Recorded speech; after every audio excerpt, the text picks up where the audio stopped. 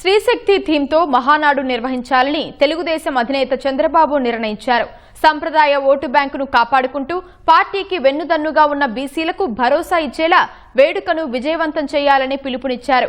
కార్యకర్తే అధినేత అనేది ప్రతిబింబించేలా కార్యకర్తలను భాగస్వాములు చేస్తూ సరికొత్త ఉత్సాహంతో పసుపు పండుగ నిర్వహిద్దామన్నారు.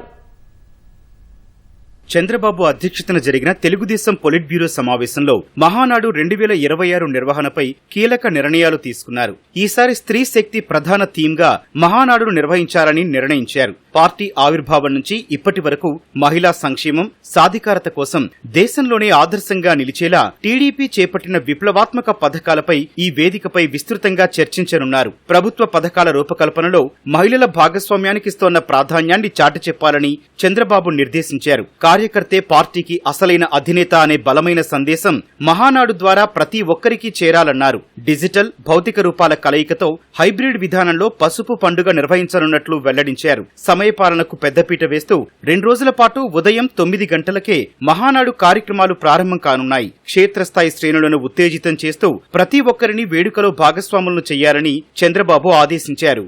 మహానాడు నిర్వహణను కేవలం ఒక ప్రాంతానికి పరిమితం చేయకుండా క్లస్టర్ స్థాయిలోనూ నిర్వహించాలని తెలుగుదేశం పొలిట్ బ్యూరో నిశ్చయించింది. అన్ని క్లస్టర్లలో ఎన్టీఆర్ విగ్రహాలకు ఘనంగా నివాళులర్పించి కార్యక్రమం ప్రారంభించనున్నారు. 2 రోజుల ముందు నుంచే పండుగ వాతావరణం ప్రతిబింబించేలా రాష్ట్ర వ్యాప్తంగా ప్రతి కార్యకర్త, అభిమాని ఇంటిపై పసుపు జెండా రెపరెపలాడించాలని చంద్రబాబు పిలుపునిచ్చారు. పార్టీ భవిష్యత్తు కార్యాచరణను నిర్దేశించేలా పొలిట్ బ్యూరో సమావేశంలో మొత్తం 19 తీర్మానాలకు ఆమోదం తెలిపారు. మహానాడులో చర్చకొచ్చే వివిధ అంశాలపై చంద్రబాబు కీలక సూచనలు చేశారు. ప్రసంగించే ప్రతి వక్త కేటాయించిన అంశంపై పూర్తి నిష్ణాతుడై ఉండాలన్నారు. ఎలాంటి సాగతీత లేకుండా సూటిగా, స్పష్టంగా విషయాన్ని ప్రజల్లోకి తీసుకెళ్లాలని ఆదేశించారు. అలాగే విభిన్న ప్రాంతాల సమస్యలు, రాజకీయ ముఖచిత్రంపై మహానాడులో సుదీర్ఘంగా చర్చించనున్నారు.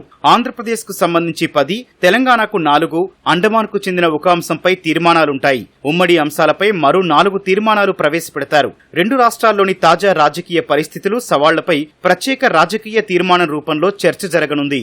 పార్టీ ఆవిర్భావం నుంచి తెలుగుదేశానికి బీసీలు కొన్నంత అండగా నిలిచారని చంద్రబాబు గుర్తు చేశారు. బీసీల సర్వతోముఖాభివృద్ధికి, ఆర్థిక ఎదుగుదలకు పార్టీ ఎప్పుడూ కట్టుబడి ఉందనే బలమైన సందేశాన్ని మహానాడు ద్వారా పంపుతారు. కూటమి ప్రభుత్వం అమలు చేస్తున్న సంక్షేమ పథకాలు, తీసుకొస్తున్న భారీ పెట్టుబడులు, సాధిస్తోన్న ప్రగతిని ప్రజల ముందు పెడతారు. రాష్ట్ర అభివృద్ధిని అడ్డుకుంటూ గొడ్డలి పార్టీ సాగిస్తోన్న కుట్రలు, విధ్వంసకర రాజకీయాలను ఎండగట్టాలని పొలిట్ బ్యూరో నిర్ణయించింది.